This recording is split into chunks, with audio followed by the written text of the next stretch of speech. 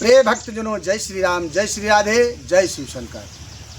सर्वश्रेष्ठ 12 महीनों में परम पवित्र पावन महीना जिसे हम श्रावण मास के नाम से जानते हैं, जिस महीने में भगवान भोलेनाथ की साक्षात कृपा रहती है। आप सभी जानते हैं कि कितना पवित्र महीना है, जहाँ देखिए बस भोलेनाथ की भक्ति में लोग लीन हैं। कुछ लोग कहते हैं कि मैं कांवड़ ले जाता हूँ, भगवान का जाप भी किया पर लाभ कोई नहीं मिला। मैं अब की बार ये नहीं करूँगा, क्योंकि लाभ ही नहीं जब कार्य को करने से, तो मैं नहीं करूँगा। मैं कहना चाहता हूँ भैया, आपने कैसे विधान किया, कैसे अनुष्ठान किया जो आपका लाभ नहीं हुआ। इसमें कांवड़ के भी विषय में मैं बताना चाहूँगा कि कांवड़ किस प्रकार से ले जाएं, कैसे नियम करें तो लाभ होगा। रविवार के दिन से आपको लहसुन प्याज का त्याग कर देना है, ब्रह्मचर्य पालन करें। मार्ग में कहीं भी आपको जहाँ से आप जल भरते हैं उस जगह पर जल संकल्प करें, जिस स्थान में ले जाते हैं वहाँ तक के संकल्प करिए। और रास्ते में लैट्रिन बाथरूम आप जाते हैं तो जा कर के आप वस्त्र बदलिए, स्नान करिए, उसके बाद पीला चंदन मस्तक पर लगाइए। और जल यदि रोकते हैं तो जल को कहीं ऊंचे स्थान पर रख दें। स्नान करने के बाद जब फिर हम चंदन टीका लगा लेते हैं तब जल को लेना चाहिए।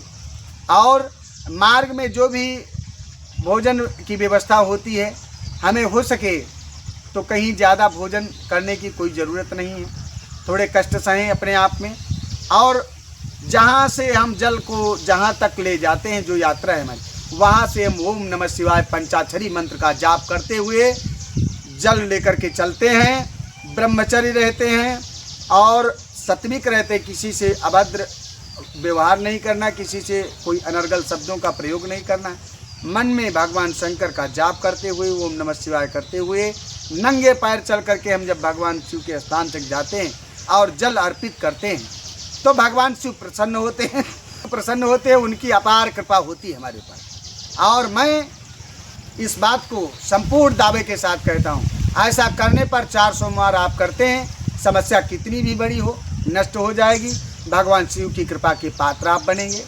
और यदि लोग कहते हैं ऐसी बीमारी बनी हमारे घर में जिसका कोई डॉक्टर इलाज नहीं कर पा रहे हैं, कहीं मैं उससे छुटकारा नहीं पा रहा हूँ, तो मैं बताना चाहूँगा ये परम सुंदर पवित्र महीना, आइए आप मेरे बताए हुए विधान को करिए।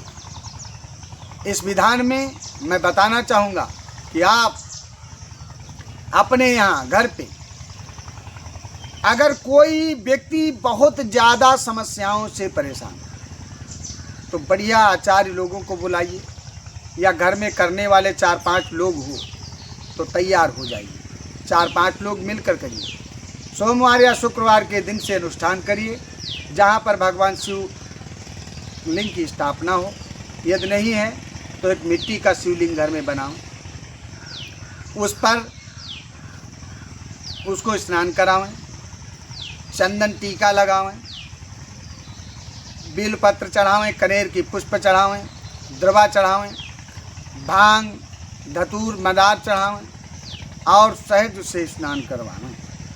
ऐसा करवाने से और पंचमेवा से भोग लगावें, खीर से भोग लगावें। ऐसा करने पर, ऐसा कर देने से भगवान शिव की कृपा की प्राप्ति होती है।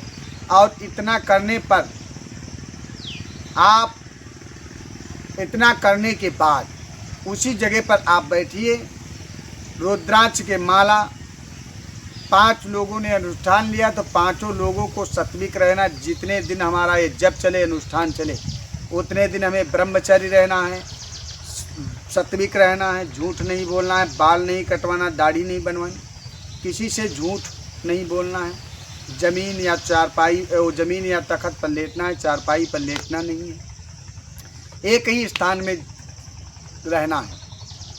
ओम नमः शिवाय इस मंत्र का जाप आप 5 लोग, 7 लोग, 11 लोग मिल करके उस व्यक्ति के नाम से संकल्प करिए कि भगवान भोलेनाथ, मैं आपका अनुष्ठान इसलिए कर रहा हूँ कि इस व्यक्ति की ये समस्या है, ये ख़त्म हो जाए, इसलिए मैं इस अनुष्ठान को कर रहा हूँ। 1 करोड़ मंत्र का जाप करूँगा। तो ऐसा करें, ऐसा संकल्प करें और मिल करके 1 करोड़ मंत्र का जाप कर दीजिएगा। सावन के महीने में चाहे कैंसर जैसी भयंकर बीमारियों से भी लाभ हो जाएगा। और जो लोग अदर समस्याओं से परेशान, उनको उस समस्या से छुटकारा जरूर मिल जाएगा। ये एक बहुत ही सर्वशक्तिमान और बहुत ही सर्वश्रेष्ठ जप है और बहुत ही सर्वश्रेष्ठ साधन है, तो इसको आप जरूर करिए। जय श्री राम, जय श्री राधे।